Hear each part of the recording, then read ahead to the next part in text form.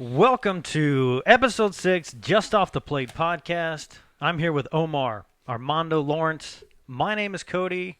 How we doing? I am not a crook. I don't know, man. You haven't made my fucking bet yet, so the jury's out on that shit. Well, where did that come from? I don't know. My aggression, because you broke my fucking bet. Months ago, Exactly. The point is, I don't have another bet. You didn't even replace it. you got a fully operational bat. No, I got- sitting on your mantle. No, what I got told is I was gonna get a new bet made by Cheeto Lawrence. Yes, it's gonna happen. Yeah, whatever. Be man. patient. Well- Hey, Rome wasn't built overnight. Okay, Okay. get the fuck out of here. Well, let's go back at it. Let's talk about Saturday's game, Saturday's game and Saturday's standings from NABA, and then we'll get into HHL. or do you want to do HHL first and get? Let's get HHL out of the way. Let's flip it up this time. Yeah. Let's do HHL because there was a lot of cancellations and there was a lot of ties. I don't know how the fuck you did that. I know, man. So let's go back to September 3rd. It was because this is what they have on the schedule so far. Was the Cyclones and the Panthers, and that was a 16-3 game. Panthers, I thought they were looking so good in the COVID Classic, right? The Panthers, I don't know if they played in the COVID class. or not the COVID Classic, but HHL in general. I thought they were. Yeah, they are. But I mean, it's like anything else, man. It goes up and it goes down. It goes up and it goes down. And then let's go back on Friday, September 11th. It was the Diablos versus the Panthers again. The Panthers won that game, 7-2 against. Why are you going back like 3 months? That's what they have on the schedule for the recent games that they posted. Are you sure? I'm positive. Oh, you know what it is? Is you got an Android phone. Oh God. Let me look at my Apple phone. It probably got some newest updates. Probably. I could look at your newer update where y'all tied the Marauders or the Panthers and the Marauders 4-4. That was What terrible. happened? So none of you. Y'all, you didn't go? Mm, You he didn't went go. there, he went you there. weren't there. Yeah, you were out of town. So we were beating them 4-1 Right. going into the last inning. We had just switched the pitcher before an inning before, and they were just tagging him, man. They were just tagging him in the right spots, man. Who was pitching? I don't remember his name, but he was an old Marauder. No, who was pitching for the Panthers? Shoot. Oh, they actually went through like 2 or 3 different pitchers. The first guy was kind of lights out. He was holding us down pretty good, and he threw pretty hard. Second guy was the normal pitcher. I think he's from the Sunday League team on NABA. And I don't remember if he finished it out or not. But our pitcher the last pitcher they were just teeing off of him. And it was just a tough game to be going into thinking, hey, we're about to walk out with a W. And then they just come in, boom, boom, and they tie it. And then we get the 3 outs, and then game's over because the time ran out. In HHL, you can end in a tie. Where NABA, you have to go to California rule until somebody wins, which I like. I'm glad they did that because, ending in a tie is very un-American. It is an American. I don't like it. Somebody's got to lose. Somebody's got to go home crying.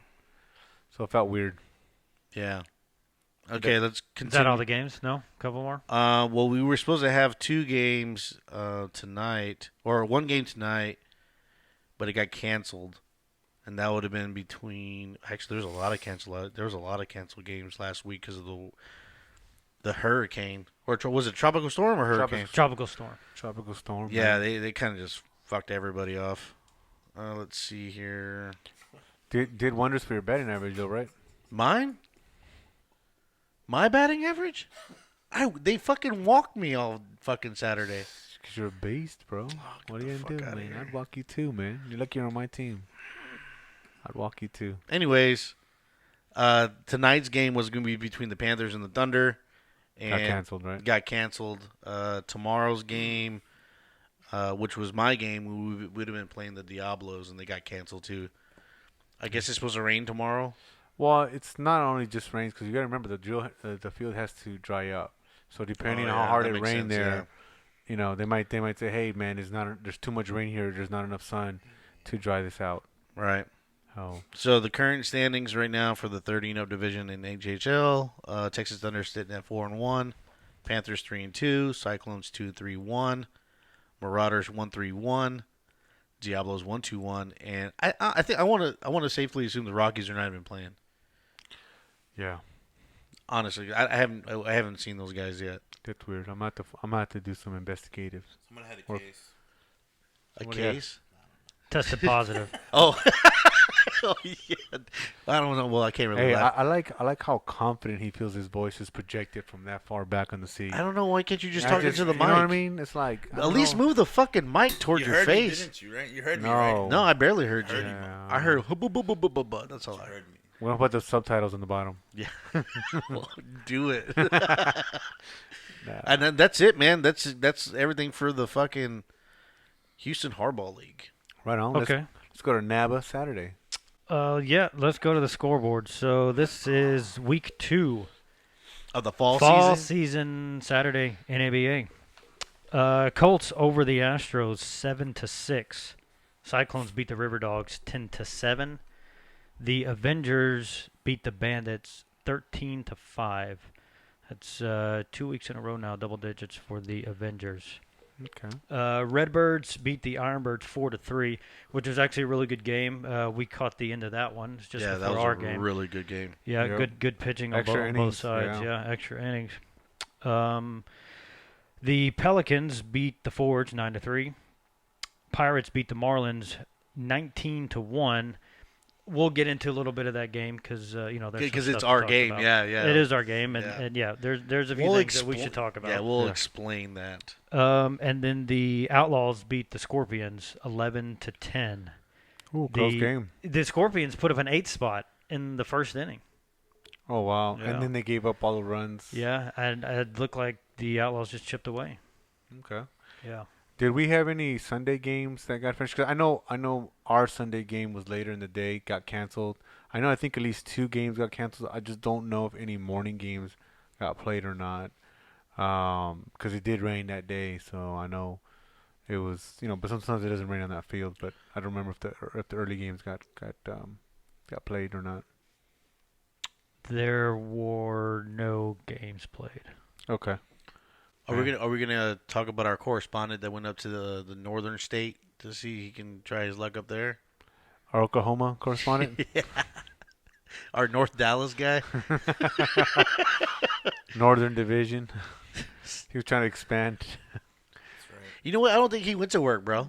No, I think he went to go try out for another team out He there. went to semi-pro. Be a semi-pro. Semi-pro. I told him I knew a guy from NABA Reno. Did he vouch for you? Did he vouch for you? Nobody heard of him. Like, who's this? Jerry Gallo? Jerry Callo? Yeah. Look, I'll tell you what. You could bring a video up with me saying the word Reno like that, then I would totally believe No, you. you gotta say with NABA Reno. NABA Reno. Yeah. You just I don't know what it is, man. Like you went to some kind of speech class and want to pronounce words. Cody, let's switch it over to what the fuck happened to our game. Let's talk about our game. Let's get into that. Okay. So, 19-1. You look at that and you think, man, what the hell is that about? But if you look at one inning, it was just a huge lopsided inning. We scored 16 runs in the 6th inning. We batted around twice. I thought it was 3. No, one We player. batted around twice, meaning one player batted 3 times. Mm. Yeah. Oh. I didn't get that. See, that's what I'm Yeah. saying. we batted around. If you bat around once, that means everybody hit twice. If you bat around twice, Man, you got news for me. I would have not. I thought batted around Hold on, would hold have on. been like we What do already you went got? around one whole cycle. When it goes around through the whole lineup, right? Yes. So when you say batted around twice, does that mean three? You went That up meant and 2 times for me. Yeah, that's what I meant 2 times for me too. Come on, man, break that. Come on, man. You're the I don't know. tiebreaker here. God even- not even damn tiebreaker. it. I mean, I can see it his way, but Like I don't. That? I like can't that? see. I can't see it your way. What they got over you that you just? when you bat around once, you go through all 9 guys. That's Yes. yeah. Yeah. Batted around. Okay. Batted around twice means When you you- batted around. You hit twice already. That's right. So You said we. what we batted You said we batted around twice and everybody in hit 3 addition times. to the first one. okay. Yeah. okay, See. Yeah. That tricky. Yeah. Okay. No. I don't know. no. It just sounded kind of funny. That's what I'm saying. Just maybe a little slow. Maybe just. so what was it? We had one guy that batted 3 times. Okay. So. Continue, please. So with the that was interesting batting. The 15 having 16 runs in one inning, and it was the last inning. So then we just ran out of time. But I think what this game brought up, Controversial, Cameron and Eddie talked about after the Is game. that his nickname? Who? Cam? You said controversial Cameron. Oh, yes, controversial Cameron. That's his new nickname. I'm gonna have him redo his shirt to say controversial Cameron on the back. No, I don't know. the controversy with the Marlins was, and it's a discussion that's been around in baseball for a long time, right? Unwritten rule: you're up 10 runs, you don't steal bases, and you just go from base to base. Station to station is what they call it. Thank you. Station to station. Station to station. So, although I do agree with that, my personal opinion, and I think we should all voice our own opinion here, but my personal opinion is that I don't agree with the rule, period. But even in MLB, I'm thinking, hey man, if they score 20 runs on you, then stop them, right? But what I agree, what I in our league, I think a 10 run, when you're up 10 runs, it's, as you can see, we put up 15.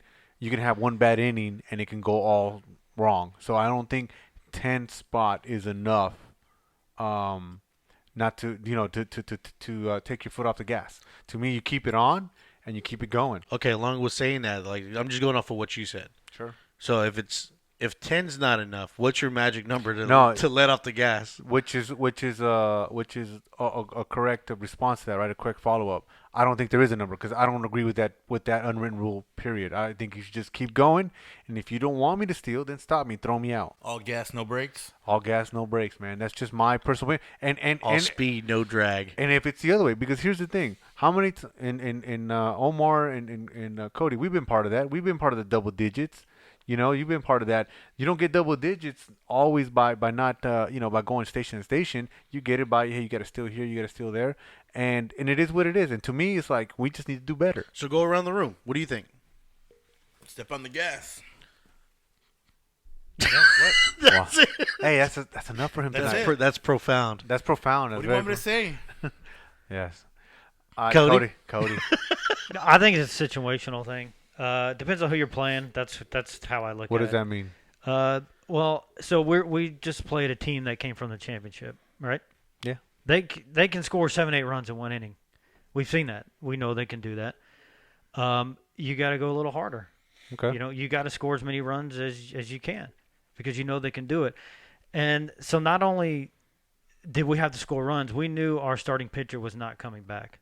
They weren't going to see him anymore. Right, They yeah. struggled against him. He wasn't coming back. We got to stay on the gas. And another thing, that's a lopsided inning, right? We scored 16 runs in one inning. It wasn't like we had time to come in from the dugout. A lot of guys didn't even know what the score was. They didn't even know how many runs we scored that inning. Okay, so if we come into the dugout, we regroup, we refresh, we see how many runs we scored, and then maybe we go easy from there. I don't know. But it wasn't like we scored 5 one inning, 6 the next, 8 the next. You know, it was just the wheels fell off for them. And there is one play that I think there was some tension. There was a wild pitch, and we scored 2 runs off of it. All right, so. And it wasn't because we scored maybe the second run, but it was because it was Lawrence when he slid down, right? God damn it. The way he slid. Let me change the oil under the bus real quick. The way he slid. Well, it's an example, right? Yeah, The way no. he slid and the way the play was made, it didn't happen, right? The umpire called him out just because he was trying to be funny, and they were laughing. And then in comes another run on our side. That's not funny. That's not funny to them. You know, they're giving up all these runs. They're not having a good time, and we're sitting there laughing. The umpire's laughing. I think that they probably took exception to that, and I can see that. Okay. Let me tell you my point of view on that, and then we'll get to Cheeto what he thinks about being up 10 runs. But so that's one way to look at it, right? Hey, that's disrespectful. I don't think any of us meant it disrespectful, but I could see your point of view. I don't disagree that somebody can see it that way. No, yeah, we didn't do that intentionally. No. That's just what happened, and I can see why they would get frustrated. The way I kind of look at that play, and we'll play the video on that, was I think it was just people having some fun. Yeah. You know, because it's a baseball game. It's men's league. I mean, it's you know, we take it serious, but we are having fun, and it just kind of, I think, you know, Bobby was just having fun with Cheeto because the play was Oh, I'm all for that. It Yeah. was fun, but it just wasn't fun for the- them. and That's all I'm trying to say. It's not. Yeah. But I've been on the other side. Oh yeah, we all have. And I've told other players and other teams, I've told them, hey man, go ahead, keep it going. Yeah. I mean, we need to stop you. I don't feel disrespected that you're stealing bases. Because here's my other point about stealing bases. Okay, let's pick a player that normally can't steal a base. So normally you would say, don't steal a base, man. You're not fast enough, right? Mm-hmm. Why not let him steal? Why not let him steal to second? Let him get thrown out because nobody cares. We're already up enough runs. Let him get thrown out. Let him try. But what's going to happen is some people will take exception to that and will throw at you later. Whether they throw at that particular person there or they throw at the batter that's batting at that point. So that's why me personally, want to get us out of that mentality and say we're all grown men. We're all grown men, and if you don't want me to continue to score, then throw me out. Throw me out, get me out, do what you need to do. I understand you're struggling. I understand you're falling behind. But in my point of view is that 10 runs is not enough. 15 maybe not enough. I mean, we scored 15 in one. 16. 16 in one inning. I mean, and you can point to other games in amateur baseball where people score up 10 runs. I mean, we in the last inning in one game a few seasons ago came back with 9 runs in the last inning. Yeah. I mean, it just happens. You just don't know. So I feel that, hey, don't take your foot off the gas, and I will not feel disrespected if you play my team and you just keep going. You know, what do you think, Cheeto? Okay, man. Honestly, in my heart-to-heart opinion, that mercy rule, like that whole you're up by 10 bullshit, like go station to station, is built for Little League. Right? Because at that age, you're very impressionable. Losing is still a new thing to you, and you got to be ready for that, right? That's why that whole mercy rule is involved. Now, once you get to high school, that mercy rule no longer apply. College, it does no longer apply. Shit, dude, like a couple weeks ago, the fucking Braves put up 24 fucking runs against, I forgot who it was, in a game. This is fucking major leagues, dude. 24 to, I think it was like 24 to 5. Against who? I forgot who it was, man. This was a couple weeks ago. Okay. But, I mean, they were, fuck it, keep raking, right? I mean, it's a game, dude. We're playing to win. Like, I at the bottom of my heart, do I feel bad? Yes. But the competitive spirit in me is going to keep pushing. Mm-hmm. And when I stole home, well, I didn't really steal home. I just kind of went home on a pass ball. Like, I just kind of hurried up, boogie down there and slide. And then, yeah, it was funny. It was fucking funny that Bobby called me out because I truly thought he was, like, helping them out, right? I was like, I was cool with that. Like, I wasn't mad. I was just laughing like, you fucking called me out? Okay, I get it. But then he was like, no, I'm just playing. I was like. Yeah, and so for people, I'm going to play the video, but people who didn't know was he's coming home on a pass ball. Catcher throws it to the pitcher. Pitcher misses the ball, whether we call it back throw, whatever. And, Cheeto comes sliding in, and, Bobby calls him out as a joke, right? And, of course, he loses it. We all lose it. We thought it was funny. But I do understand how that could be disrespectful. But at the same time, I mean, okay, let me ask you something. As a pitcher, you struck out a guy 2 times. Are you going to go soft on him on the 3rd time? Are you gonna, Fuck no. Right? You're going to strike him out 3 times, right? Yeah. And that's my point. You don't want to get struck out, then hit the ball. Right. So I just. But then again, I like what I think everybody's been on that side of the mountain where you got your team just got annihilated, right? Yeah. And they're not stopping, no matter how bad your pitching was or how many errors you fucking had or how bad the umpire was. It didn't matter. You were fucking losing, right? I think if the shoe's on the other foot, they don't stop. I don't think they would stop, right? Because they're coming off a championship game. They're going to want to try to run it down our throats. Yeah, maybe, and I don't want to put no words in other people's mouths, but I'm just saying. No. Saying in hindsight. I'm saying in hindsight, right? You want to come out. You want to start your season. What happened? Nothing. No, if I can say it. I'm just saying. I'm just saying. You want to get mad at me? Be mad. I don't care. I'm just telling you how I feel. Like if I feel like if the shoe was on the other foot, they wouldn't stop. Yeah, I think that I think that's any fucking team. Possibly, but there's a lot of guys, and although I do agree with you that it's little league mentality, I think that MLB, I think it's something that's instilled in us from the MLB because I think MLB has that mentality. That's the unwritten rule because I've heard older people, old school people talk about that. I mean, one coach one time. But then again, they throw a lot harder than we do.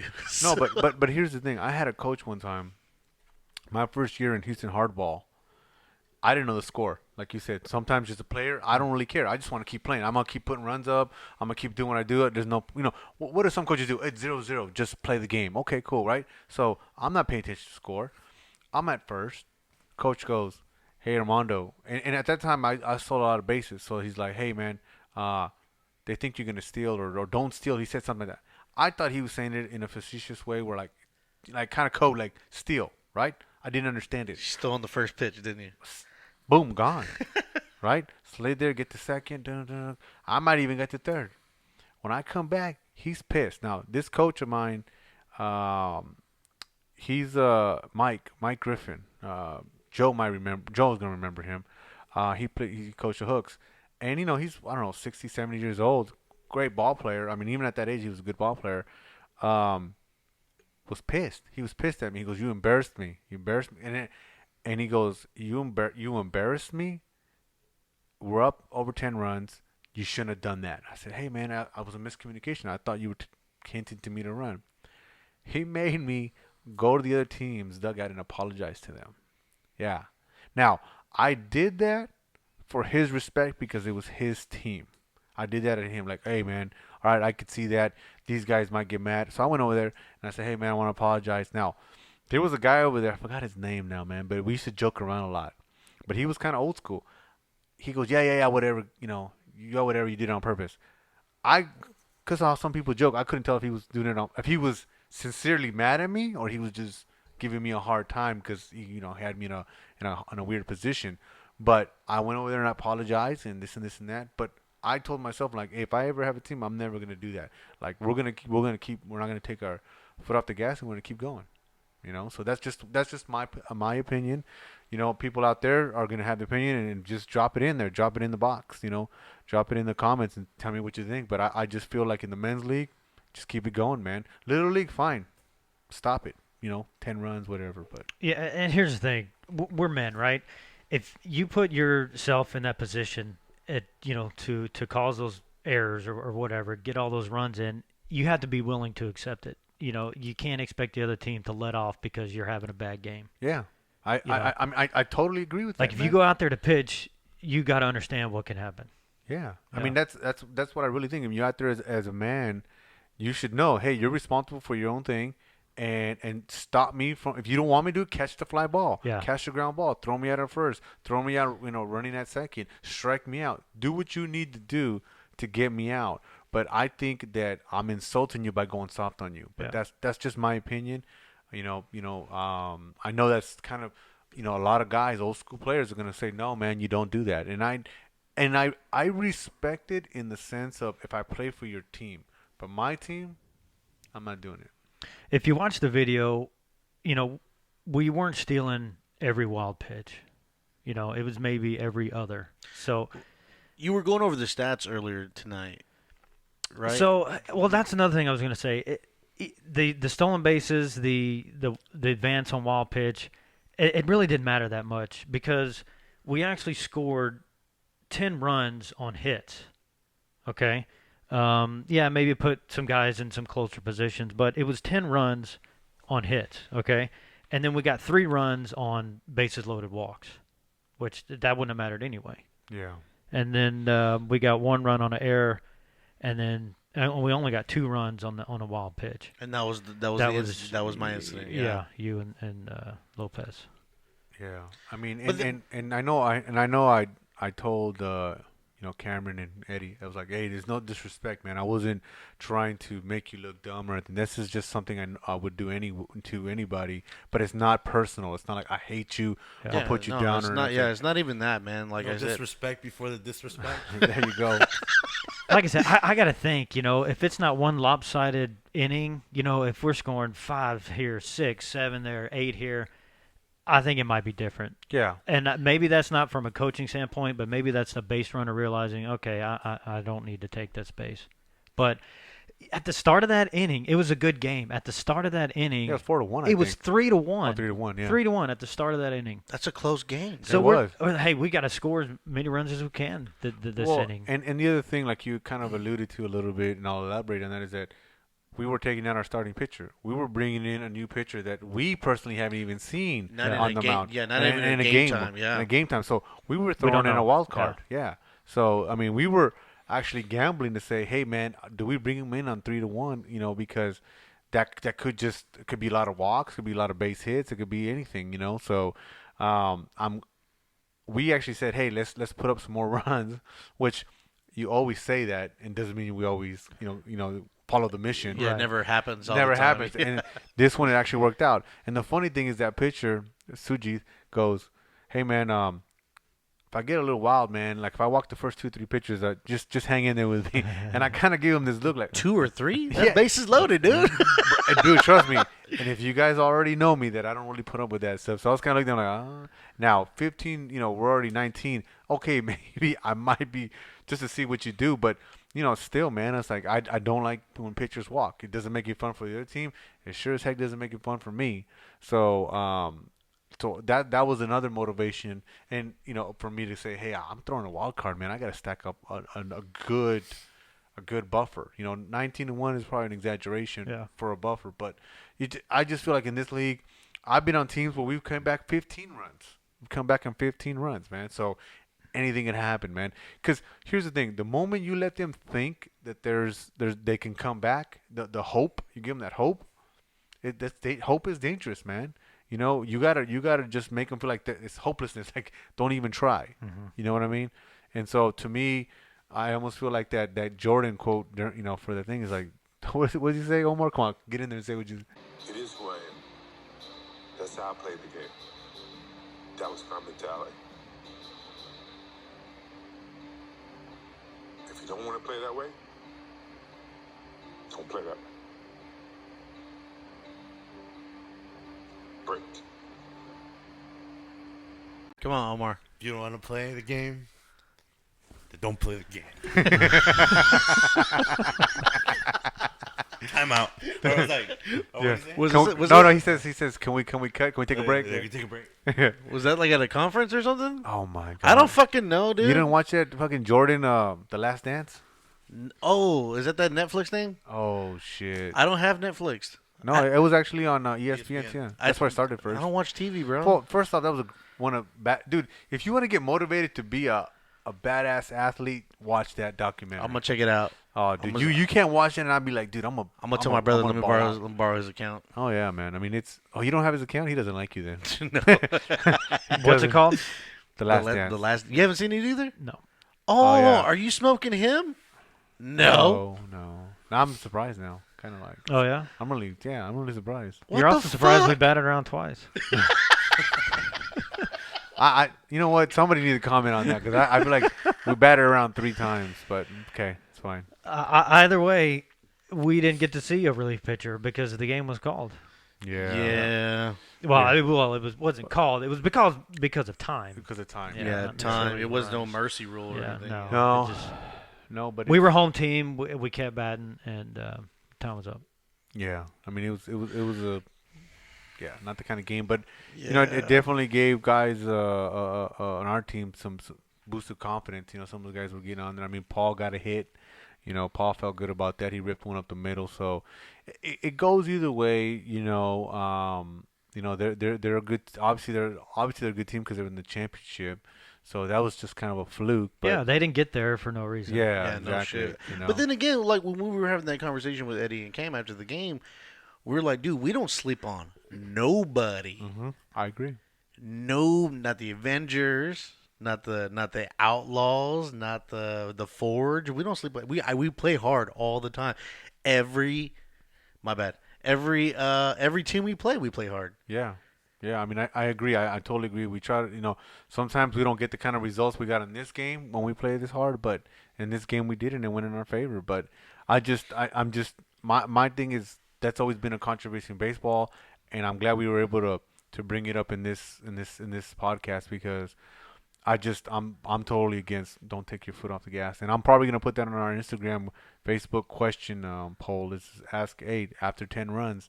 Do you go to base Station to station, man?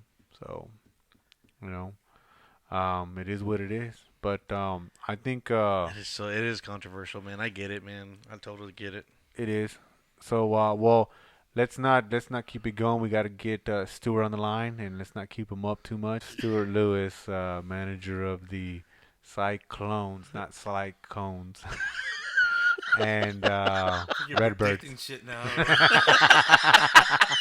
I'm just saying, just making sure we get our Cyclones, okay, and the Redbirds. Oh, Back to the Future ass. Yeah, exactly. So, well, but okay, cool. Let's call Stuart, man. On the line now, NABA Redbirds and Cyclones coach Stuart Lewis. Stuart, welcome to the show.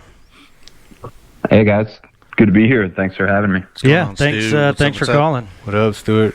So not only are you the coach of 2 NABA teams, Cyclones and Redbirds, but you are also the coach of the Marauder. Well, you help assist coach the Marauders for the HHL league. Yeah, I have to be honest. I'm not a big fan of the coach title. I prefer the manager because I'm sure there's some guys out there that know more about baseball than I do. But yeah, apart from that, that's all true. The Marauders thing is more of a de facto, I guess, assistant manager or something like that. I just make up the lineup and show up, and we all have fun type of thing. And the walk-up songs too. Yeah, well, that's a recent phenomenon because I think we started 0-3 or something, and then we're looking for some way to switch up the spice it up a little bit. It is. Yeah, exactly. Find a different whatever works to get a W, I guess. Well, that's a good point. Being the manager over the coach, but nevertheless, you still have some responsibility for 3 teams. So outside of baseball and work, do you have a life? Do you have free time? I mean, I try to. I have a girlfriend, so I must have some free time in there somewhere. Otherwise, she probably wouldn't be hanging out with me. But it's. Yeah, I think it is a lot. I don't know that I'll do it forever, but certainly while I don't have kids or major family commitments or otherwise, you only live once, so got to do it while you're at least physically able to. Well, you certainly must enjoy it. Otherwise, you probably wouldn't do it. Yeah, that is very true. I do enjoy it. I don't know if I enjoy the playing side more than the managing. I think it's kind of 50-50, but yeah, I certainly think I'm good at the management side of it, I should say. The playing side of it, I mean, I'll let you guys weigh in on that. So, yeah. Well, playing or not, you guys won the championship again. Yeah. What is that? 3 in the last 2 years? Yeah, so this past season was the 7th Redbird season, and 3 championships out of 5 appearances, and within 7 seasons. So however you want to tabulate that, I guess 7 seasons, 5 appearances, 3 championships. Well, we might start calling you Belichick. I suppose I have been told the deep baritone voice does resemble Belichick at times. But, so speaking of the championship game, it was a good game. It was very much so. Yeah. Not only that was a good game, our game was a good one. Pirates and Redbirds. Absolutely. So it wasn't easy for you during the playoffs. How did you deal with it? I mean, I'm sure your stress level was up. Your nerves were, tingling. What's going through your mind? I mean, all kinds of stuff at every juncture. But, I guess the message that I gave to our guys, I guess I mean, even before day 2 of the semifinal, and then again before the championship was, we've had our backs against the wall multiple times. And yeah, it's the Redbirds, and, I know, sometimes the tall poppy gets cut, but, at least this particular season, I think back to that first time we played the Marlins, I think back at the end of July, and we're down 5 runs with 2 outs, in our last at bat, and we came back off the deck from that. And then, to do what we did in the semifinal, and then, going into the championship, even after that, like I just felt like we had overcome more than other teams, in the league. I mean, despite our record, right? Like, you can look at the wins and losses, but in critical competitive games, we had our backs against the wall multiple times, and we were able to overcome that adversity. So I really felt like going into the championship, then, we kind of had the momentum, we had the resilience, and I think ultimately that helped us become successful, because again, it was a very close game in the championship, right? I mean, 5-4, like, it's 1 run difference. You with can't the have time run on third, right? Yeah. Yeah, and it was kind of poignant to me too, because that was the exact same score, and we had the tying run on third in the championship game we lost the previous season to the Ironbirds. So to not only get back there, but then also, I felt like it was a little redemption for the, coming up a little short the previous season. Yeah, that's true. I mean, it was definitely an exciting game. Again, you had Tim with the 18 strikeouts, and when you look at a pitcher like that that's dominating, you just don't put a 5-4 game like that. It doesn't seem like that would make any sense. You'd feel like they rolled over a team, but he pitched a hell of a game, and I would say that too, that you guys are very resilient, because I've seen some games where you have had your back against the wall, and you guys have not necessarily, still have that confidence, like, hey, we still got it, we can still win, where some teams, kind of fall and crumble, and you guys have been able to bounce back. So I definitely, tip my hat to you guys on that.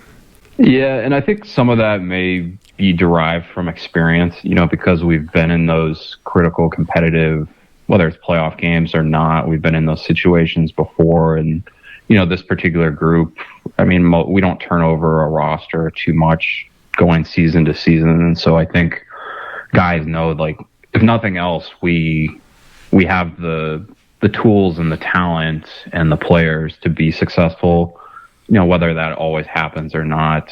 You're never going to bat 1,000. You're never going to play perfect defense, but,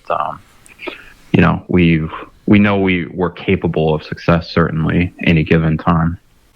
Yeah, that makes sense. What do you think? Speaking of you having the team together, what do you think it's some of your success? What do you contribute some of your success to? What do you like? Your do's and don'ts of what has contributed to your success. I mean, it's a lot of different things. I mean, you and I have, I think, talked personally because we play on a couple teams now. That, like, really for me, like, the way you do one thing is kind of the way that you do everything. And so, somebody could look at, whether it's keeping the stats or, printing out a lineup as opposed to writing one out at game time.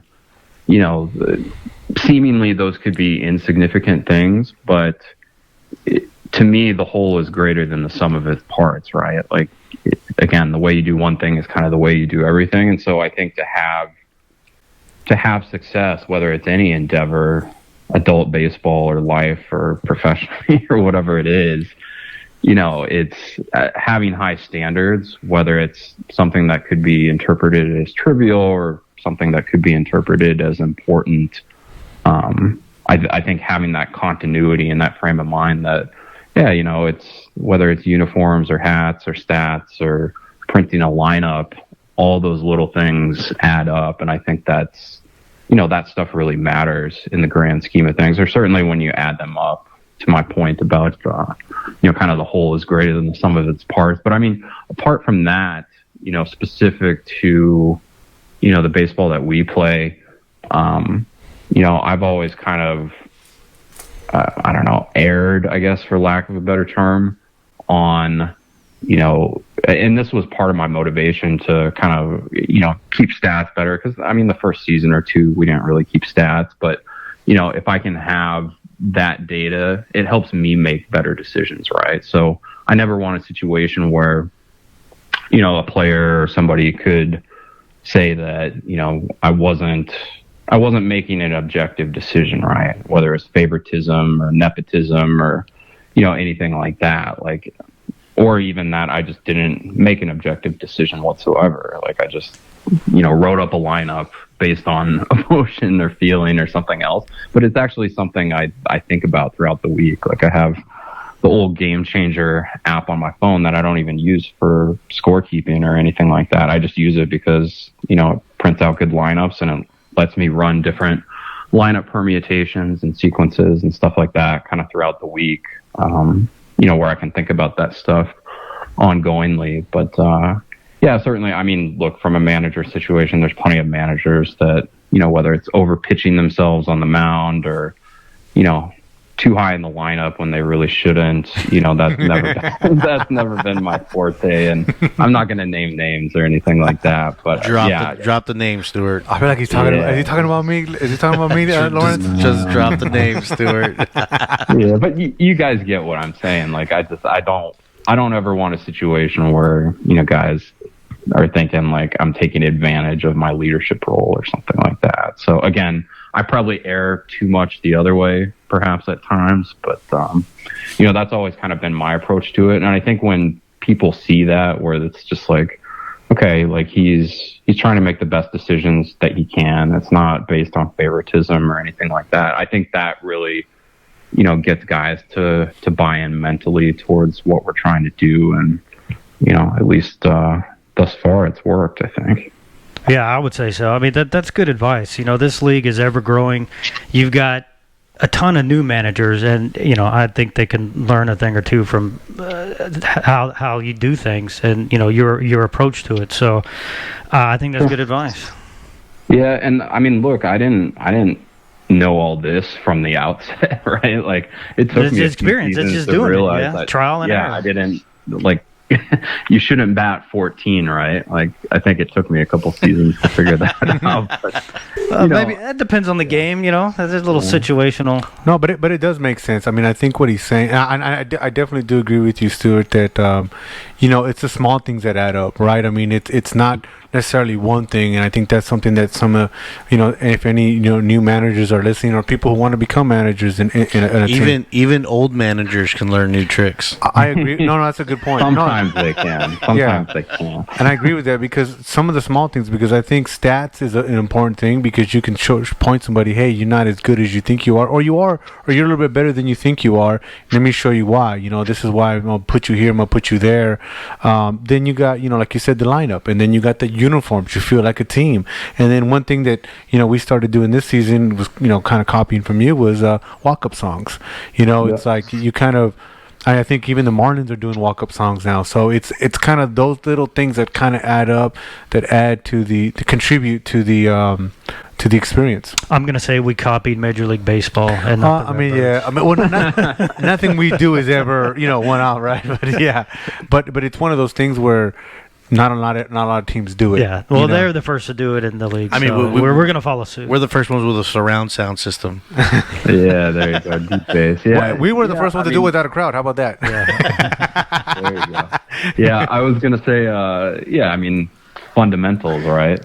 Yeah. And I don't know that walk-up music is fundamentals, and it's probably not for every team. We don't do that on the Cyclones on Sundays because that's not the culture. They're too cool over there, man. I think they would like it, but I do believe there's a different culture between Saturday and Sunday, and I would say that may not fit them, but I think it's fun.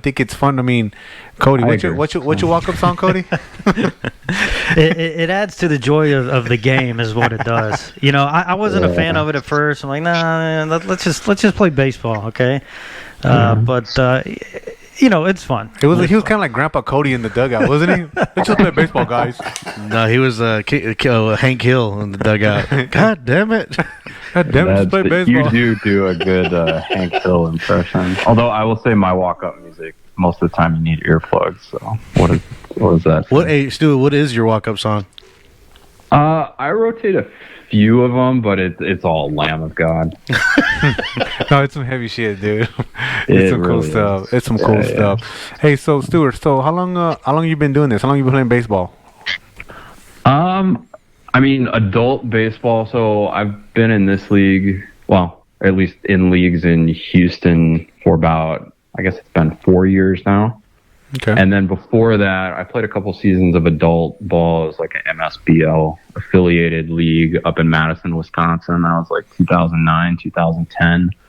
But then before that, I mean, I played Little League, I would say from about second or third grade until seventh grade. But I never played after that because I ran a 6-minute mile in gym class, and the track and cross country coaches came and found me shortly thereafter. So that's, for me, I mean, I was always an athlete, but yeah, 8th grade onward, and then even to the early part of college, I was a distance runner, and then had some injuries, wasn't able to do that anymore, and then it took me a couple of years to get back into baseball. And then when I moved to Texas, initially I was over in Austin, but I was just too busy between work and school to even think about playing baseball. But once I moved over to Houston here, I was kind of, I was trying to figure out how to make friends and things of that nature other than just hang out with my girlfriend. So yeah, I decided to come out to a tryout, and then that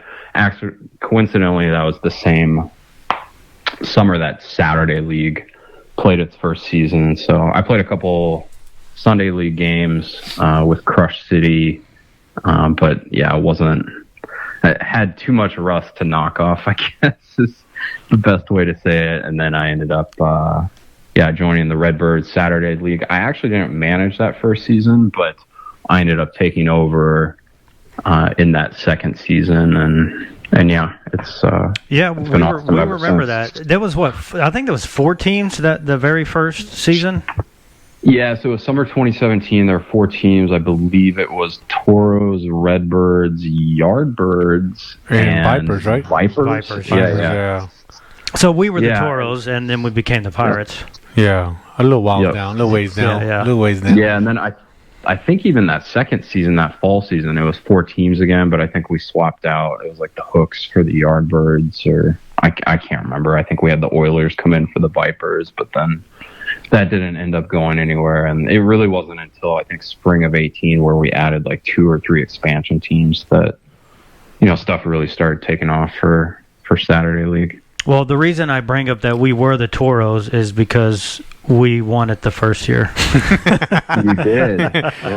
Hey, you know what's funny about that too, Stuart, is like it's really cool what what Adam's done, and what you've helped him do in the last few seasons with the league, is because when we won that first one, it just felt like a game. Like we literally just walked off the field, like, hey, we won. There was no celebration. Now no photo, nothing. There was nothing. Now it's different. I mean, now you get a bat. Now there's like the league is watching. People are watching. People are interested. You get an all-star game at Constellation Field. Yeah, that's unheard of, man. Yeah, and so now it's just it's really become a very successful league. Actually, I take that back. There is a photo of us on the No, there is, website, but I think we took that. I think right. I mean, nobody came and said congratulations, or nobody was there watching. Hey, who won this? Who won the championship? We had to submit our own photo. Yeah, no, it's a credit to Adam, I think, for really being the visionary there, because, I mean, he'd had Sunday League, I think, for 3 or 4 years to that point, and then to be able to, I mean, he could have very easily, I think, just continued building Sunday League, adding teams or players or whatnot, but he had the foresight and the vision to. Well, there was a market, clearly there's a huge market for it. I mean, you get, 50, 60 guys turning out to each of these tryouts, and, he saw that and he's thinking, hey, I could get another league going. Yeah, for sure. Yeah, and I mean, it may sound trivial or it may not, but I think, think about the timelines of when all that was happening. You know, that was the same year the Astros went to the World Series, and they had a lot of success. And so I think just around Houston Metro in general, I think interest in baseball generally was on the upswing, right? I would definitely agree with you. Yeah, we had one guy like that. But you know what I like? You know what I like about that though is a couple of things. Is yes, you probably can contribute some of those numbers to the uptake of Astros winning the World Series. But now what I love is you get these normal Joes that yell at the TV. All right, come put come out here and try it out. See how easy baseball is. And then for them not to make it, I would love to just like, yeah, man. See, it's not baseball's not as easy as it is. It's easy to scream at a TV. It's easy to scream at these, It's easy to talk shit. When you're not really doing it. Yeah, you know what I mean. You know what? Easy. I completely agree with that. You know what sealed it for me? That sentiment, I guess, was I was at a tryout that we had. Gosh, it must have been 2 or 3, maybe more seasons ago, sometime within the last year and a half or something like that. And there was this guy that showed up to the tryouts and very obviously was a bodybuilder, right? Like he was just completely jacked, bulked up, could probably bench press 350 or something like that. He couldn't hit the ball with me throwing it from behind an L screen, right? So to your point, it's, you can have somebody that's a very good athlete, but it's like baseball is more than just, running or it's a lot. It's a lot more than that. It's more mental than anything. Oh yeah, for sure. It is, and yeah, I mean, I think maybe it was Tony Gwynn, maybe it wasn't, but the hardest thing to do in sports is put a bat on a baseball. So. I think it was Yogi Berra. That said that? I think Yogi Berra said it was what? Yeah, maybe that. Yeah. Somebody said it. 90%. I don't know what the numbers are. Oh, you just ruined it. Man. Yeah, I know. But it doesn't add up to 100 though. Hey, you don't say nothing all day. It doesn't add up to 100. It's like over 100. So. Hey, you could have Googled it if you were going to finally say something. You could have Googled it and literally said the right thing. You didn't want to miss the timing. But no, we had a guy, and I think I might have shared this in one of these podcasts. I don't remember, but he had this really terrible swing. And then when we asked him, "Hey man, when's the last time you hit a baseball? You mean?" And he goes, "You mean before last week's game?" I said, "Yeah." He goes, "Never." He goes, "I just seen the Astros win, and I thought I should try it." I was like, "What?" But somehow he ended up on our team. Yeah. Wah, wah, wah. Well, that's why we have tryouts now. Here's but he got through the tryouts. No, here I'm gonna have to clean myself up here, Stu. Bite the bullet. That must have been a Tony draft. No, so this is what it was Tony was the manager. Then Tony looks at me because you guys everybody picked, and then Tony goes, "Hey, Armando, you pick." And I said, "Nah, man, I haven't been watching." He's like, "You pick." And I just look over and I look at the guy that looks most athletic to me, and he was just a skinny little kid, but he looked like athletic. I'm like, that guy right there. I'm sure he got something, right? He could be spast, maybe he had no talent.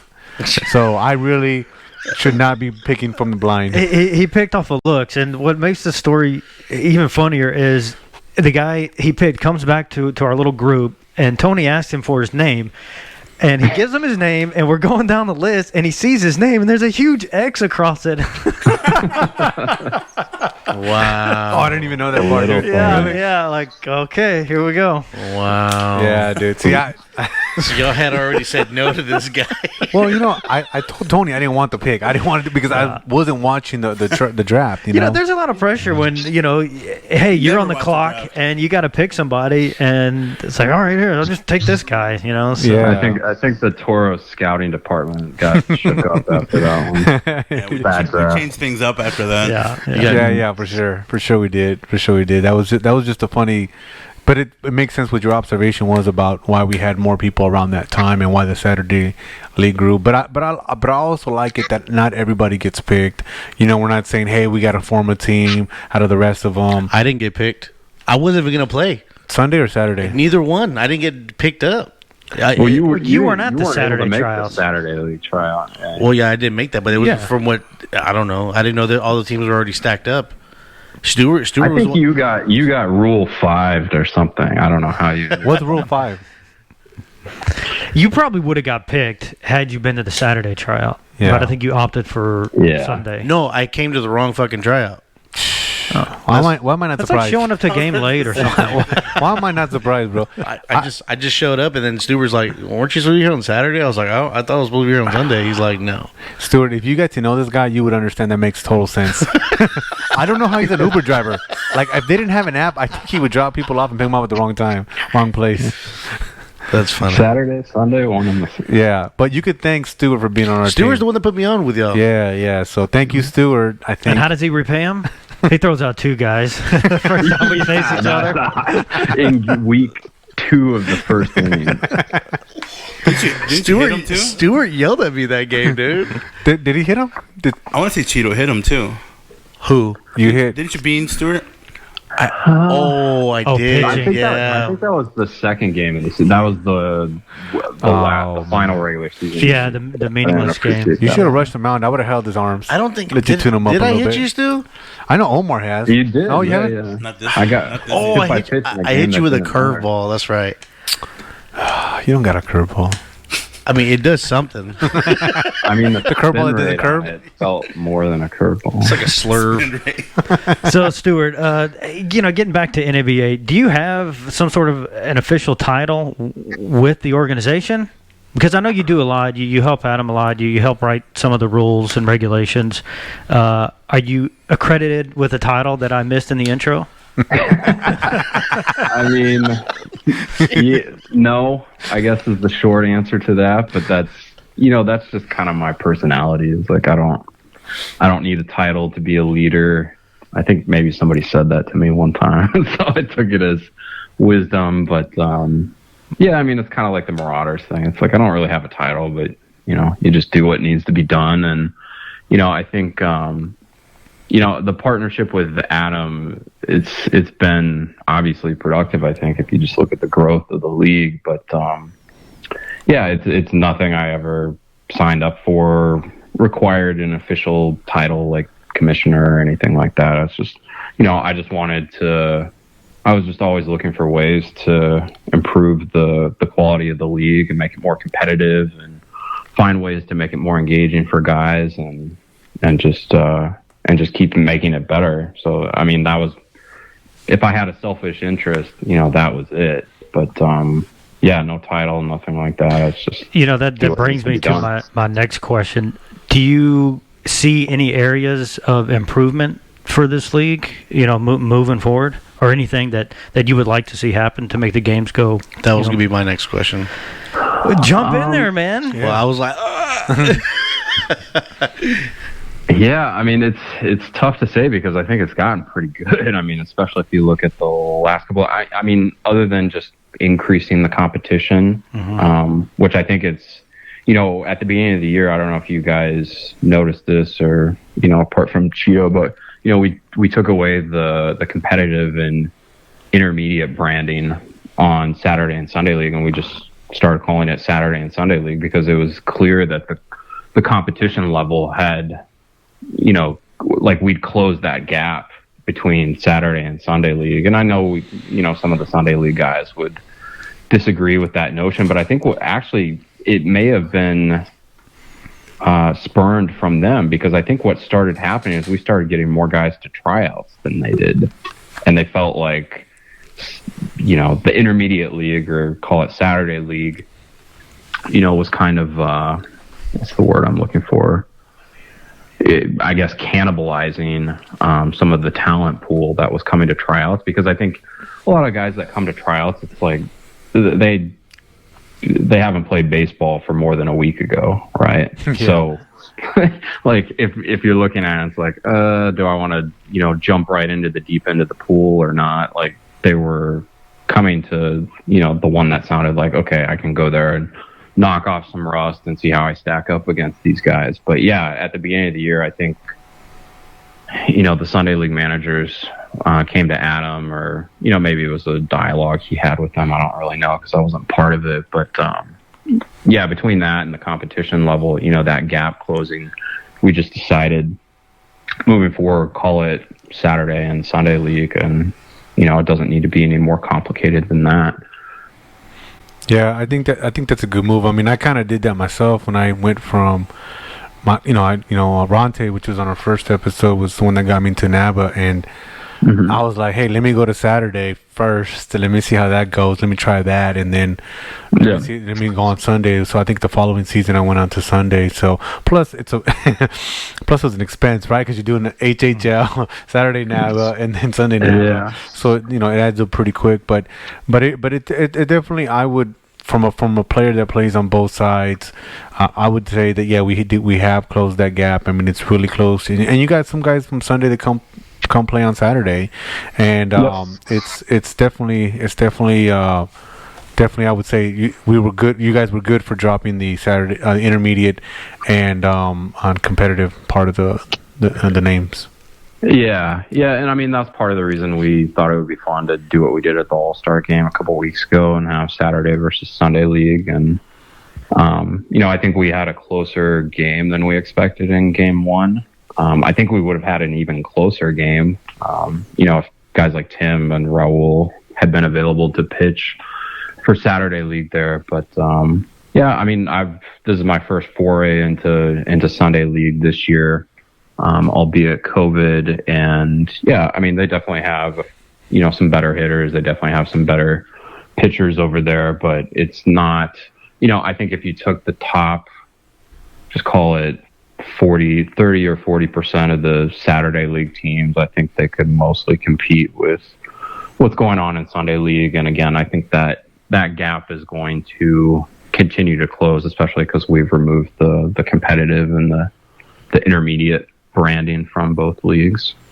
Hey, Stuart, I wanted to ask you a quick question, man. Where do you see the Houston NABA going in 5 years?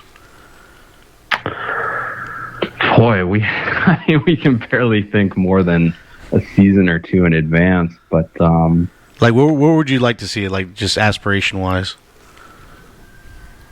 I mean, for me, playing on Sunday League for the first time this year, I think we definitely need more teams over there. And Adams had more teams over there in the past. The good part of having not as many teams, we have 6 teams over there right now, is that league has the most parity I've ever seen in any adult baseball league, division, season that I've ever been part of. I mean, Armando can tell you, it's any given Sunday over there. And you can see that reflected in the standings too. I mean, there's a bunch of teams. Like, I think the top 3 teams, they're like maybe 2 games over 500 or something like that. And then there's a bunch of others bunched up there too. But, I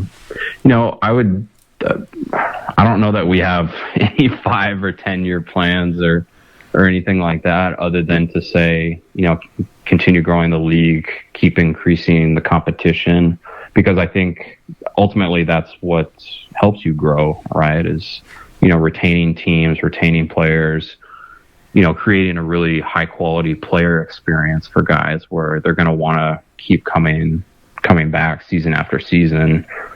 Versus, you have a guy come out and it's like, oh, it was fun, but, do I really need to pay a few $100 to keep doing that? Or, it's, I think for a lot of guys, it can be one and done, especially if it's not, a unique experience or at least a high quality player experience. And so I think, again, credit to Adam, for innovating and, doing the All-Star game down at Constellation, putting us on some nicer fields for the playoff games, and kind of, where this conversation started, just doing the little things I think that matter to, to keep that player experience high quality.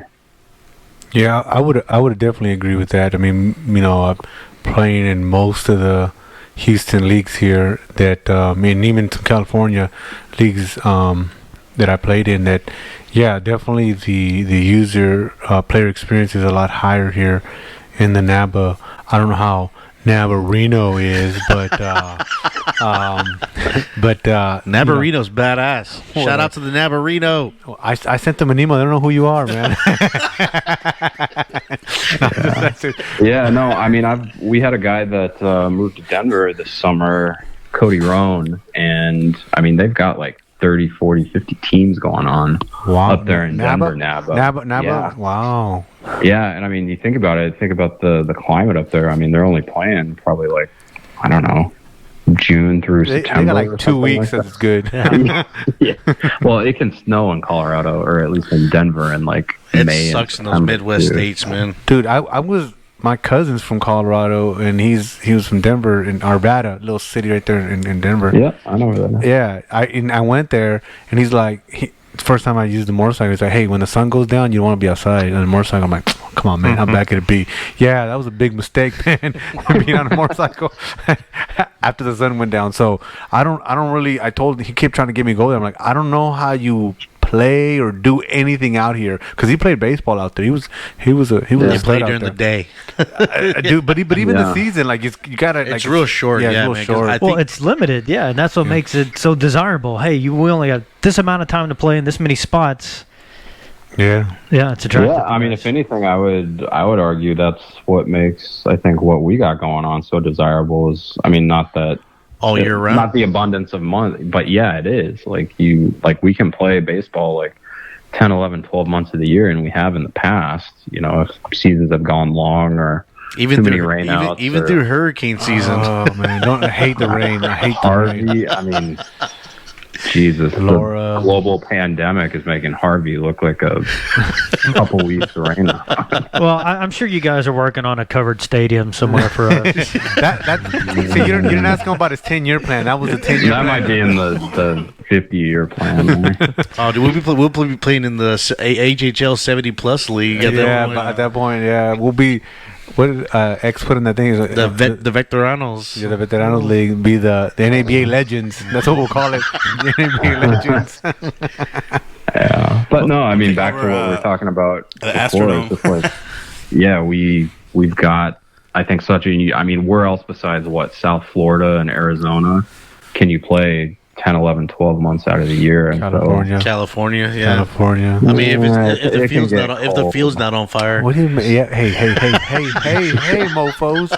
All I know is we don't get rainouts over there. Okay, maybe we get some fire outs, but we don't get no rainouts. You know, just because we can play in summer and it's 110 degrees Doesn't mean we want to. we should be. But hell, we're doing it. So Hey, but let me tell you something. You guys know the difference between dry heat and yes. right? Yeah. So that makes a Wow. difference. Yeah. You know what I mean? Because it does. Because when you go into the dugout, you're in the shade. It's like playing in a sauna. out here in Texas. Yeah, yes. out here, oh, yeah. it's worse. No. But over there, when you go into the dugout, you're cooled off. You know. Oh, how I know, You're yeah. hot, but because you got a little bit, of, especially Southern California, you got a little bit of breeze. But Texas, Well, that's what I'm saying. Texas is worse. So Yeah. we shouldn't be playing, but we are. So I wasn't because we sure- love it. I couldn't tell if he was taking a shot at California. So Oh, no. I'm taking a shot at Houston because it's low-key. 110 and humid. I had to look at him like, hey, wait a minute. Low key. No, I've never been to California. I'm sure the weather is great, all year round. Yeah. That's what you pay Yeah. for, man. That's You what don't pay. you pay. You don't pay rent. You pay for the weather. That's what I tell people. We're like, hey, why is it so expensive? But you pay for the weather, man. That's what you do. That's what it is. It's crazy out there, man. So You know, Stuart, I do have a suggestion that maybe would make things better. I'm going to say 3 or 4 umpires during the playoffs. What do you think of that? Ooh. Yeah, that's not bad. Yeah. Yeah, I like that because then you got both foul lines covered or check swings. Check Check swings. swings, got first and third. God damn it! Check swings. oh, you see, I see where you're going with that now. Yeah. No, I didn't say Baited me anything. into that pretty good. I never mentioned check swings. I'm just referring to throwdowns on No, I was stealing bringing up. bases, I was tag-ups. bringing up Mike's check swing. Damn. Man, can't you let that go, Cheeto? Fuck no, Mike. Can't let that shit go, bruh. That's funny, but yeah, that's actually not a bad idea. Actually, that's not a bad idea. Like, 'cause you would just do it for that one game. You know what I mean? Yeah, So, yeah. Or the 2 games, the the 2 games. championship and then playoffs, Yeah, the that's semifinals. yeah. I'm sure each team wouldn't mind, spending a little more money for, a better called I game. would not mind at Yeah, all. no. Yeah, No. It's not a bad idea. We can Yeah. definitely something. Yeah, we can table. I like it. Yeah. I think it would be easier than my next, wish would be to get an official scorekeeper, but that just might take too much time. Well, we've talked about it before in the managers meeting. It's Yeah. just it's trying to find the right person and the Yeah. money. It's of Yeah. course the money too. Increasing. And someone who Yeah. knows how to do it. That's Yeah. key too. It is. Because Stuart, you mentioned looking back at stats, but there's some guys in here that don't know the difference between a hit and an error. So it's tough when you're looking back at stats on different games. Oh yeah, it really is. Because Yeah. I'm like Like, no- some of those I'm like, hey, that's an error, man. That ain't no hit. So Yeah. So No. We've talked about an official scorekeeper before, but I don't know how practical that is long term. I mean, I try to find a different scorekeeper, or at least a non-player scorekeeper for like playoff games. That way, guys can focus on playing and the competition and stuff like that. But within a regular season, I mean, unless you got a friend or a family member that's consistently coming out, I guess I'm more bearish on that endeavor. But I mean, at least for the teams that I'm on, I've just trained guys on how to do it. Even because the thing is like when you need somebody to do it, that's not the time to train them, right? Like the time to train them is when I can be standing next to them. I'm like, okay, do that, and then eventually they learn.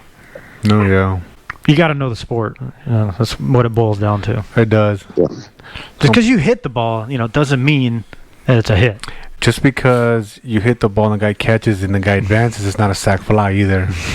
Yeah, well, the one that always gets me is guys think like on errors, like it's got to touch his glove or something. Oh, yeah. Now, if it goes between your legs and you don't put your glove down, that is an error. That's an error. Yeah, it's an easy play. Yeah, it's an error. Yeah. Yeah. So the way that I understand it, and again, I could be wrong about this. It's obviously a judgment call, but it's would ordinary effort have had made that play. Yep, I agree with that. That's the way I understand it. The glove thing, maybe a minor heuristic, but I thought it was always it had to touch the glove. I mean, to the left or to the right, not like. No. That's an oversimplification of an error, and it's just not true. It's not true because there's some guys that just whip. I mean, how many times have we seen a guy sit there underneath the ball and whip on the fly ball? Yeah, and you're gonna rule that a hit? I don't think so. That's why I don't even fuck with the stats no more. Whatever y'all post, I agree with. It's like, oh, okay. Pass ball, walked to the pass ball. What kind of ball are you guys playing in Reno? Yeah, what kind of ball? Yeah, what kind of? I only played one fucking season. Reno. Must be the thin air up there. Who says it like that? Nobody fucking says it like that. Yeah, I've only been to Reno one time, so yeah, probably is a lot of thin air out there, like Stu said. It's high as fuck, dude. 72,000 feet above sea level. Yeah. Hi. So funny story about Reno. I was on an airplane one time, and I think I was flying into. I think it was on Southwest. I was connecting. Did you come in sideways? No, but we couldn't land. It was so fucking windy. Yeah. Yeah, exactly. The wind coming off the mountain. They're like, oh yeah, there's a UPS 757 that just had to pull off or pull up because it's too freaking dangerous. We had to fly back to I think we ended up landing in like Sacramento or something because we didn't have enough fuel to get back to San Francisco. Wow. Because Reno itself, dude, it's in a valley, right? It's like it's in a very bullish like town, and everything else is you're coming off the Rockies, right? So like this western wind is just coming through, and it's bad, man. Wow. I will never fly in or out of Reno. I'd rather drive 8 hours south to Vegas to fly out. Yeah. Wow. Well, I tried to land there and we weren't able to. So I can affirm what you're saying. Yeah. You go back up his story. What about that he played in NABA and Reno? Can you back that up too? Yeah, you can look it up, man. Can we get Adam to look into that? Look it up. Look it up. I don't want him to. I feel like he's making up that story. Like my cousin Vinny. He probably had more home runs out there with the thin air. It's a little. It's a little easier to hit pop flies and home runs out there because it is, like you said, it is thin up there. What about that western wind? Well, it depends on which way the field's facing. It might keep some home runs. Yeah, right. Shoot the other way. I hit a lot of foul ball home runs. Well, hey Stu, I appreciate you staying up this late, giving us your time of day here. But I think we're good. You got anything else you want to throw in there? No, I think I'm mostly good. Oh, one thing I was gonna mention. I know a lot of guys look at the Houston NABA Instagram and stuff like that. So for those that didn't see, I think last week we've been putting together a project out at Memorial Ashford to start live streaming games. So we had the electrical personnel out there last week. I think there was a faulty cable or something like that. So they're out there working on that again today. I stepped out there, but yeah, that should be coming to fruition sometime here in the next couple weeks. I think we had to swap out a camera or something like that. But anyway, where all that's going is just, continuing the trend of, trying to get guys more engaged and, thinking of innovative new things that we can add where, it just continues increasing guys' interest level and, again, that high-quality player experience. So I thought it was look for that. I thought it was a security camera. I was like, damn. They're getting serious out there, man. Yeah, we got to police some of those ejections. That's funny. Yeah. That begs the question: can we use it for overturning plays? I did think about that. Call Stuart. Stuart's our New York, right? Yeah, exactly. He'll be on New York.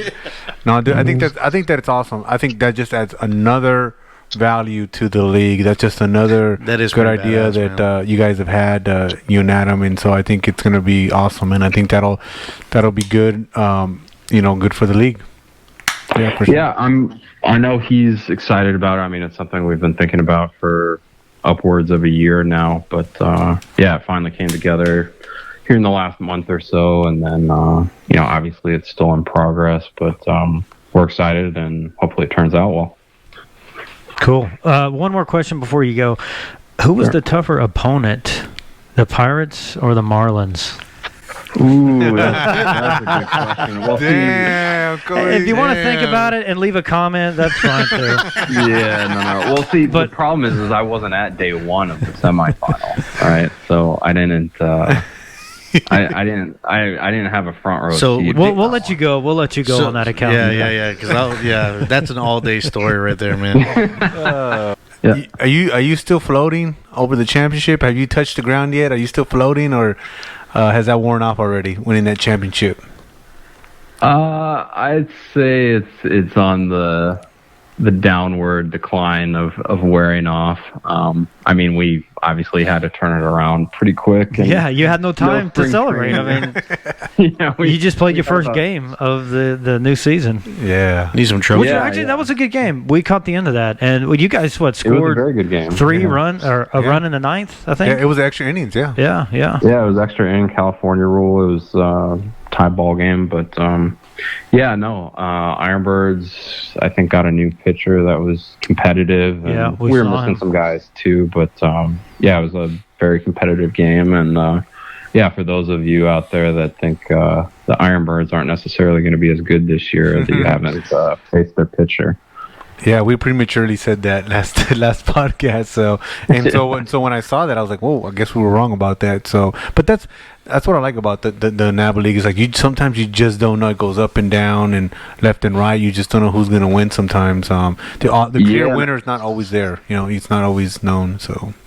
Yeah, exactly. And I think especially with this season, because we've added these 4 more teams. We can't really do the divisional thing anymore where we play each team twice. Like, you're basically getting kind of a one and done look at each team, and so it's just inherently kind of a small sample size where if you're trying to game plan or strategy or stuff like that, like especially if a couple of these new teams advance to the playoffs, you can't sleep on any of them, I don't think. Well, I don't think you can sleep on anybody. Anybody can beat anybody in this league. That's the way I feel about it. Yeah. It just depends on who shows up at the game. It does. And it's whether your pitcher's on point that day, your defense is on point. I just say you come out fucking swinging. Well, you do. I don't. We've talked about it. I don't sleep on nobody. I might say, hey, I think we got this, or hey, it's gonna be a tough game, but you just don't know until you're there and how it's gonna go and how the baseball gods play in your favor.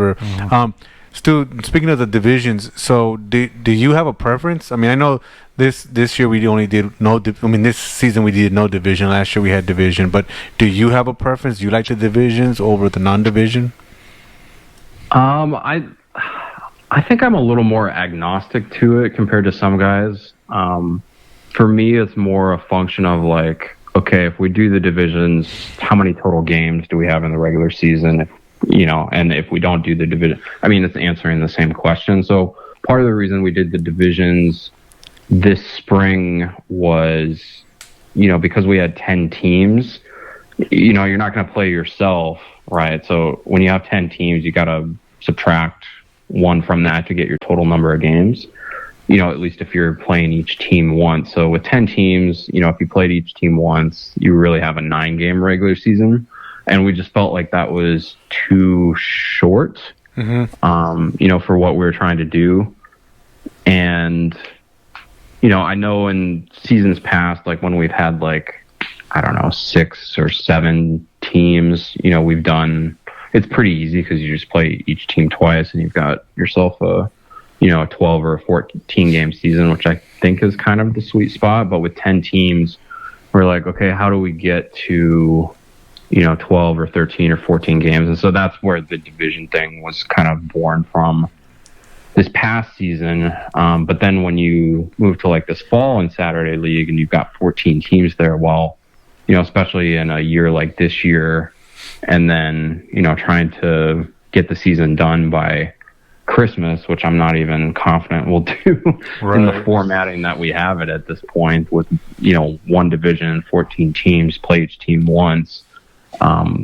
We just felt like, we didn't want the season to drag on longer than it probably already will. Gotcha. In a year like this year and, not starting the season until mid-September. So, I don't think Adam has a preference really one way or the other. It's just like, okay, how many total games does that give us? Because you have different number of teams, most every season you add or subtract or whatever you do. Or, in our case for Saturday League, we've mostly grown, I think, season over season. But, if we continue to grow, like next season, I mean, I would look at it from the perspective of, say, for example, we have, 16 teams, right? Like, do we want a 15-game season? Like, if we're doing that, for sure we got to start first week in March. If we do a 15-game season, does that give us enough buffer with rainouts and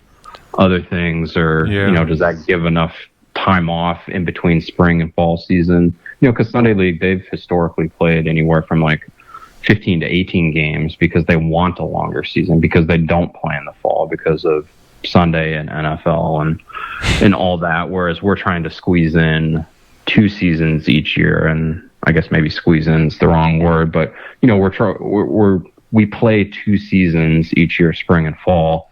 And how do we do that in a way where, it doesn't end up like a, year like we had this year where it's just, there's no time off in between, because that affects, guys' ability to turn around and retain and, pay their league fee right away and stuff like that. And fortunately, we were able to pull it off for this fall and even, grow the league by 40%. But, I think that's more the exception than the rule. You kind of have to plan for enough things that, you're going to have success. But, it doesn't always work out that way. Or at least it doesn't always end up how you draw it up. Yeah, I agree. Cool. Appreciate you breaking that down, because it was kind of a conversation. Maybe I might throw it on my on our Instagram and figure out, hey, division or no division, what do people like? But it'd be great to get some input for that. Maybe we'll do that before next season or something, or before the managers meeting in January. Yeah. I think you got to strategize a little different, knowing you're going to, play certain teams twice. And that's that's really what you have to worry about. You've got to have competitive balance for sure, which is why we said, okay, within your own division, this is for last season, within your own division, play each team twice, and then you play the other division once. And, that's all equitable, I think. It does complicate it as far as drawing up the schedule, because it just turns it into a higher level of calculus versus it's much easier to draw up a schedule where you just play. You got an MBA, man. That's nothing. You probably do that with your left hand. Hey, Stu, are you left-handed? No, he can do it with his left hand. He probably can. He could probably do it while he's watching Sports Center, man. It ain't nothing. NBA. It doesn't mean it doesn't give me a headache. Yeah. cool. degrees, it doesn't matter as much. But no, I mean, we're always trying to make the best decisions, whether it's for the league or teams or otherwise, and we want we want teams to retain players, we want teams to grow, we want the league to grow, and so we're always, or at least Adam and I are always trying to think about what's best for the league, and I think it's mostly worked out. So. Hey, I got a question for you. Yeah. Could you see, how Saturday League's been, I guess, growing, right? Can you see this league growing where, let's say, doubling, like, the amount of games and doing, like, twice a week, like a Wednesday and a Saturday type deal? Maybe. I know the reason that a lot of guys like Saturday League, Sunday League, or like Houston NABA in general is because it's predictive, and that was actually part of the reason I really stuck around Saturday League as long as I did initially, is because it wouldn't conflict ever with the Marauders or HHL or what I was doing over on 30 plus, right? So I think that's part of it, and like being able to have the full schedule drawn, like it makes it easier for people to plan around. Yeah. At the same time, I think the other hurdle there, if we were to go to like twice a week games, would be that what's it called? The field availability, right? So, you look at Memorial Ashford, where we play a lot of games on Saturdays, Sundays, because it's a weekend day of the week, we can stack, 3-4 games on there. Whereas on weeknights, you're not able to do that. You can put one game on there maximum. So instead of having one field where you can stack 3 or 4 games, you got to go find 3 or 4 fields just to have the same number of games. So, I think there's enough interest in a weeknight league that you could see it at some point. Whether it would be paired with Saturday or Sunday league, I don't know. I think it, again, going back to what I said about, having a predictive schedule, I think if we did do that, it would probably just be isolated to maybe one day of the week or something like that. But, if guys are interested, obviously they're interested, and we'll certainly look at it. Sounds good. Yeah, I think that'd be worth an mass email, right? To ask all the people, all the subscribers to NABA, hey, what do you think about a weekday game? I know I personally did like that one game we had on a Friday night that we had this season. That was cool. That was so cool. good, man. So I would definitely think about that, or have in the back of you guys' mind, you and Adam, about during the summer, when it's nicer weather, have that Saturday night game. Because when the winter comes, I don't want to be playing at 40 degrees on a Friday night. I don't care how. But then again, you don't want to play at 10 a.m. either when it's like 50. There you go again. Didn't you listen to my last podcast? You're gonna complain no matter what. So I do vote for like one game, on a Friday night. I think would be kind of cool. So I agree. I think if you can isolate it to a singular night, then again, it makes it predictive for people, because you may get people that can't play Saturday or Sunday, but maybe they could play like Wednesday night league or something like that. So. Yeah, I would say the other reason I would like it, because then you would kind of have like a rotation with your pitchers and not kind of write out that one guy kind of deal, Yeah, I agree with that. I mean, I think any good team should have some depth at pitching for sure. I mean, I'm more conservative, so I try to employ something of a rotation anyway. Even just playing one day a week. But that would definitely be useful, I think, in a 2-game per week format too. And I know we've done that before in HHL, because that's typically always been, or at least 30 plus has always been 2 games per week. Yeah, it's true. Okay. Cool. All right, man. Well, again, I appreciate you staying up this late with us. Appreciate you, jumping on the show and sharing with us some of your knowledge that you have on baseball. So. Cool. Yeah, I appreciate you guys as well. I love what you're doing with the podcast. Keep it up. Keep it growing. And, again, thanks for having me on. All right, man. We'll talk later. We'll see you on the field. Have a good one. Peace out, Stu. Yep. Bye. Take care. Bye.